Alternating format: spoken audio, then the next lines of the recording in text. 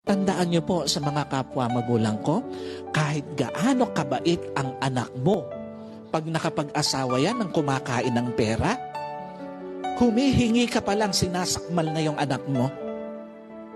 Kahit gaano kabait ang anak mo, pag nakapag-asawa yan ng ganid sa pera, hindi ka makakatikim ng tulong sa anak mo. Kaya nga dapat ang mga magulang, at kahit yung mga hindi pa magulang, dapat pinaghahandaan ng pagtanda.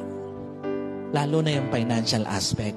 Hindi mo pwedeng iasa yung pagtanda mo sa iyong anak, lalo na doon sa financial aspect.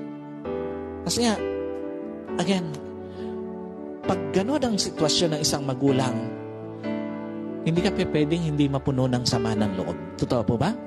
Pag tinatanggihan ka na ng anak mo, hindi ka mabigyan ng tulong ng anak mo, hindi ka pwedeng hindi mapuno ng sama ng loob. At walang ibang solusyon dito, kundi paghandaan mo financially ang pagtanda mo. Kahit walang garbo, paghandaan mo, kakainin mo, pagtanda mo. Yung kahit papaano, alam mo, may naitatabi ka ngayon, na pagtanda mo, alam mo, magagamit mo.